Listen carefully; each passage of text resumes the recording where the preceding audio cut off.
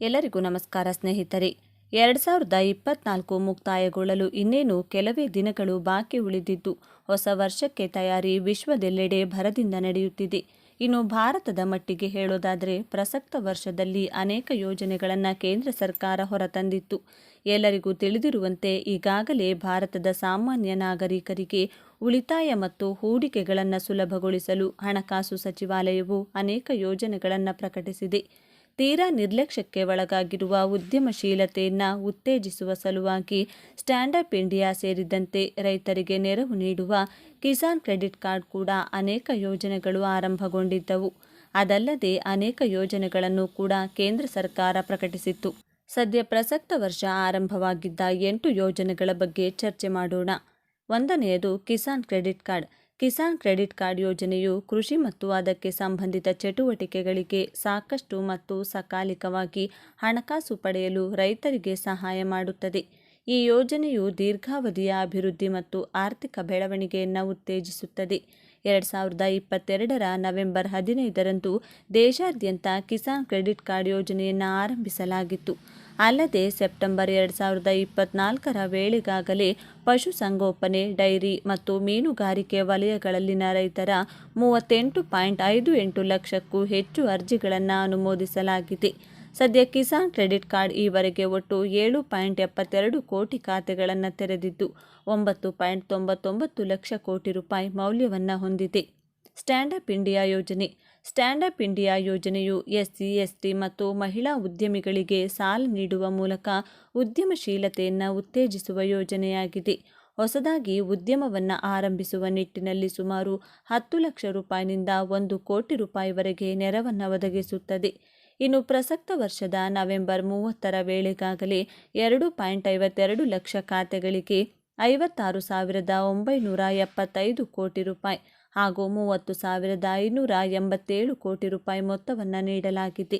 ಈ ಪೈಕಿ ಸುಮಾರು 1.91 ಲಕ್ಷ ಖಾತೆಗಳು ಮಹಿಳಾ ಉದ್ಯಮಿಗಳಿಗೆ ಸೇರಿದ್ದು ಒಟ್ಟು 76% ಹೊಂದಿದೆ. ಪ್ರಧಾನಮಂತ್ರಿ ಮುದ್ರಾ ಯೋಜನೆ. ಪ್ರಧಾನಮಂತ್ರಿ ಮುದ್ರಾ ಯೋಜನೆಯಡಿಯಲ್ಲಿ 2024ರ ನವೆಂಬರ್ 1ರ ಪ್ರಕಾರ ಸುಮಾರು 50 ಕೋಟಿಗೂ ಅಧಿಕ ಖಾತೆಗಳಿಗೆ ಸುಮಾರು 31.28 ಲಕ್ಷ ಕೋಟಿ ರೂಪಾಯಿ ಮೊತ್ತವನ್ನು ನೀಡಲಾಗಿದೆ. ಈ ಯೋಜನೆಯು ಆರ್ಥಿಕ ನೆರವು ನೀಡುವ ಮೂಲಕ ಮಹತ್ವಾಕಾಂಕ್ಷಿ ಉದ್ಯಮಿಗಳಿಗೆ ಸಹಾಯ ಮಾಡುವ ಗುರಿಯನ್ನು ಹೊಂದಿದೆ.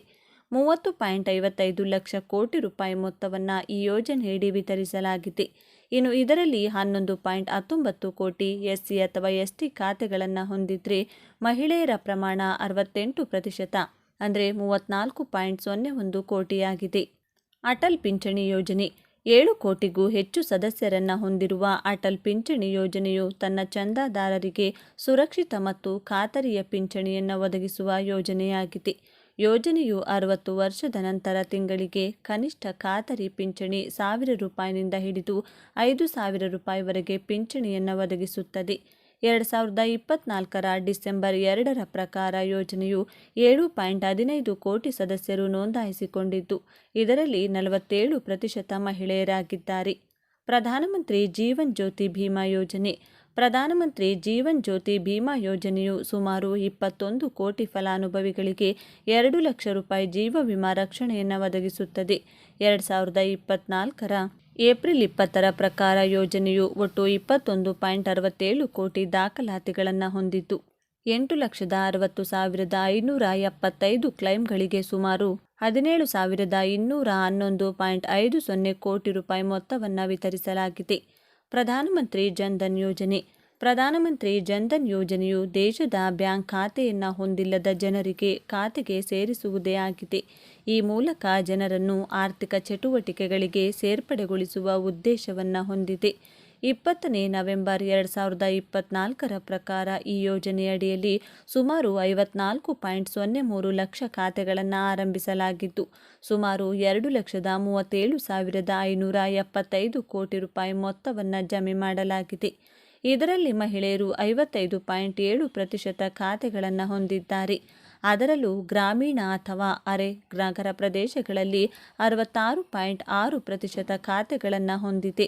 ಇಲ್ಲಿಯವರೆಗೆ 36.92 ಕೋಟಿ ರೂಪಾಯಿ ಕಾರ್ಡ್ಗಳನ್ನು ವಿತರಿಸಲಾಗಿದೆ. ಪ್ರಧಾನಮಂತ್ರಿ ಸುರಕ್ಷಾ ಭೀಮಾ ಯೋಜನೆ. ಪ್ರಧಾನಮಂತ್ರಿ ಸುರಕ್ಷಾ ಭೀಮಾ ಯೋಜನೆಯಲ್ಲಿ ಸುಮಾರು 48 ಕೋಟಿ ಜನರು ಸೇರಿದ್ದಾರೆ. ಇದು ಅಪಘಾತ ಸಂದರ್ಭದಲ್ಲಿ 2 ಲಕ್ಷ ರೂಪಾಯಿ ಮೊತ್ತವನ್ನು ವಿಮಾ ರಕ್ಷಣೆಯಲ್ಲಿ ನೀಡುತ್ತದೆ. ಇನ್ನು ನವೆಂಬರ್ 20, 2024 ಪ್ರಕಾರ ಯೋಜನೆಯಲ್ಲಿ ಒಟ್ಟು 47.59 ಕೋಟಿ ದಾಖಲಾತಿಯನ್ನು ಹೊಂದಿದ್ದು 1,47,641 ಕ್ಲೇಮ್ಗಳಿಗೆ ರೂಪಾಯಿ 2,931.98 ಕೋಟಿ ರೂಪಾಯಿ ಮೊತ್ತವನ್ನು ವಿತರಿಸಲಾಗಿದೆ. ಎನ್ಪಿಎಸ್ ವಾತ್ಸಲ್ಯ. ಕೇಂದ್ರ ಹಣಕಾಸು ಮತ್ತು ಕಾರ್ಪೊರೇಟ್ ವ್ಯವಹಾರಗಳ ಸಚಿವೆ ನಿರ್ಮಲಾ ಸೀತಾರಾಮನ್ ಅವರು 2024 ಸೆಪ್ಟೆಂಬರ್ 18ರಂದು ಯೋಜನೆಯನ್ನು ಪ್ರಾರಂಭಿಸಿದರು. ಎನ್ಪಿಎಸ್ ವಾತ್ಸಲ್ಯವು ಮಕ್ಕಳ ಭವಿಷ್ಯದ ದೃಷ್ಟಿಯಿಂದ ಸ್ಥಿರವಾದ ಆರ್ಥಿಕ ಅಡಿಪಾಯವನ್ನು ಒದಗಿಸುವ ಮೂಲಕ ಅವರಿಗೆ ಶಕ್ತಿ ತುಂಬುತ್ತದೆ. ಯೋಜನೆಯ ಪ್ರಕಾರ ಒಂದು ಮಗುವು 18 ತುಂಬುವವರೆಗೂ ಪೋಷಕರು ಅಥವಾ ನೋಡಿಕೊಳ್ಳುವವರು ಖಾತೆಗೆ ಹಣ ಜಮೆ ಮಾಡಬಾರದು. ಬಳಿಕ ಇದು ಎನ್ಪಿಎಸ್ ಖಾತೆಗೆ ವರ್ಗಾಯಿಸಲ್ಪಡುತ್ತದೆ. ಈ ಯೋಜನೆಯಲ್ಲಿ ಸುಮಾರು 67,974 ಖಾತೆಗಳನ್ನು ತೆರೆಯಲಾಗಿದೆ. ಪ್ರಧಾನಮಂತ್ರಿ ಕಿಸಾನ್ ಸಮ್ಮಾನ್ ನಿಧಿ ಯೋಜನೆ ಫಲಾನುಭವಿಗಳಾಗಿರುವ ರೈತರಿಗೆ ಪ್ರಮುಖವಾದ ನವೀಕರಣವನ್ನು ನೀಡಲಾಗಿದೆ. ಈಗ ಈ ಯೋಜನೆಯ ಪ್ರಯೋಜನಗಳನ್ನು ಪಡೆಯಲು ರೈತರು ಹೊಸ ಅರ್ಹತಾ ಮಾನದಂಡಗಳನ್ನು ಪೂರೈಸಬೇಕಾಗುತ್ತದೆ. ನೀವು ಪಿಎಂ ಕಿಸಾನ್ ಯೋಜನೆಯ 19ನೇ ಕಂತನ್ನು ಪಡೆಯಲು ಬಯಸಿದರೆ ನೀವು ಯಾವುದೇ ವಿಳಂಬವಿಲ್ಲದೆ ಈ ಷರತ್ತುಗಳನ್ನು ಪೂರೈಸಬೇಕು. ಇನ್ಮುಂದೆ ರೈತ ನೋಂದಣಿಯಲ್ಲಿ ನೋಂದಾಯಿಸಿಕೊಂಡ ರೈತರಿಗೆ ಮಾತ್ರ ಪ್ರಧಾನಮಂತ್ರಿ ಕಿಸಾನ್ ಯೋಜನೆಯ ಲಾಭ ಸಿಗಲಿದೆ. ಕೇಂದ್ರ ಸರ್ಕಾರವು ಡಿಸೆಂಬರ್ 31, 2024 ನಂತರ ಬಿಡುಗಡೆಯಾದ ಕಂತುಗಳಿಗೆ ರೈತ ನೋಂದಣಿಯಲ್ಲಿ ನೋಂದಣಿಯನ್ನು ಕಡ್ಡಾಯಗೊಳಿಸಿದೆ. ಈ ನೋಂದಣಿಗೆ ಸೇರಿದ ನಂತರ ರೈತರು ಪ್ರಧಾನಮಂತ್ರಿ ಕಿಸಾನ್ ಯೋಜನೆ ಮತ್ತು ಇತರ ಸರ್ಕಾರಿ ಯೋಜನೆಗಳ ಪ್ರಯೋಜನಗಳನ್ನು ಪಡೆಯುತ್ತಾರೆ. ಸರ್ಕಾರವು ರೈತರಿಗೆ ಪ್ರತಿ ವರ್ಷ 6,000 ರೂಪಾಯಿಯನ್ನು 3 ಕಂತುಗಳಲ್ಲಿ ನೀಡುತ್ತದೆ. ಅದನ್ನು ನೇರವಾಗಿ ಅವರ ಬ್ಯಾಂಕ್ ಖಾತೆಗೆ ವರ್ಗಾಯಿಸಲಾಗುತ್ತದೆ. ಆದರೆ ಈಗ ಯೋಜನೆಯ ಪ್ರಯೋಜನಗಳನ್ನು ಪಡೆಯಲು ರೈತ ನೋಂದಣಿಯಲ್ಲಿ ನೋಂದಣಿ ಅಗತ್ಯವಾಗಿದೆ. ನೀವು 19ನೇ ಕಂತಿಗೆ ಅರ್ಹರಾಗಿದ್ದೀರಿ ಎಂದು ಖಚಿತಪಡಿಸಿಕೊಳ್ಳಲು ನೀವು ಬಯಸಿದರೆ ಈ ಕೆಳಗಿನ ವಿಧಾನವನ್ನು ಅನುಸರಿಸಿ. ಮೊದಲು pmkisan.gov.in ವೆಬ್ಸೈಟ್ಗೆ ಹೋಗಿ ವೆಬ್ಸೈಟ್ ಕೆಳಗಡೆ ಸ್ಕ್ರಾಲ್ ಮಾಡಿ ಮತ್ತು ಫಲಾನುಭವಿಗಳ ಪಟ್ಟಿ ಕ್ಲಿಕ್ ಮಾಡಿ. ಹೊಸ ಪುಟದಲ್ಲಿ ನಿಮ್ಮ ಎಲ್ಲ ಮಾಹಿತಿಯನ್ನು ಭರ್ತಿ ಮಾಡಿ. ರಾಜ್ಯ, ಜಿಲ್ಲೆ, ಉಪವಿಭಾಗ, ಬ್ಲಾಕ್ ಮತ್ತು ಗ್ರಾಮವನ್ನು ಆಯ್ಕೆ ಮಾಡಿ. ನಂತರ ಗೆಟ್ ರಿಪೋರ್ಟ್ ಬಟನ್ ಮೇಲೆ ಕ್ಲಿಕ್ ಮಾಡಿ. ಇದರ ನಂತರ ಫಲಾನುಭವಿಗಳ ಪಟ್ಟಿ ನಿಮ್ಮ ಮುಂದೆ ತೆರೆಯುತ್ತದೆ. ಪಟ್ಟಿಯಲ್ಲಿ ನಿಮ್ಮ ಹೆಸರು ಇದ್ದರೆ ನೀವು 19ನೇ ಕಂತಿಗೆ ಅರ್ಹರಾಗುತ್ತೀರಿ. ನೀವು ಈ ಯೋಜನೆಯ ಲಾಭವನ್ನು ಪಡೆಯಲು ಬಯಸಿದರೆ ಯಾವುದೇ ವಿಳಂಬವಿಲ್ಲದೆ ರೈತರ ನೋಂದಣಿಯಲ್ಲಿ ನಿಮ್ಮನ್ನು ನೋಂದಾಯಿಸಿಕೊಳ್ಳಿ. ಇದಕ್ಕಾಗಿ ನಿಮ್ಮ ಎಲ್ಲ ಪ್ರಮುಖ ದಾಖಲೆಗಳನ್ನು ಸಿದ್ಧವಾಗಿಡಿ. ಸಮಯಕ್ಕೆ ಸರಿಯಾಗಿ ನೋಂದಾಯಿಸಿಕೊಳ್ಳುವ ಮೂಲಕ ನೀವು ಪಿಎಂ ಕಿಸಾನ್ ಯೋಜನೆಯ ಪ್ರಯೋಜನಗಳನ್ನು ಪಡೆಯಲು ಸಾಧ್ಯವಾಗುತ್ತದೆ. ಆದರೆ ಇತರ ಸರ್ಕಾರಿ ಯೋಜನೆಗಳಿಗೆ ಅರ್ಹರಾಗುತ್ತೀರಿ.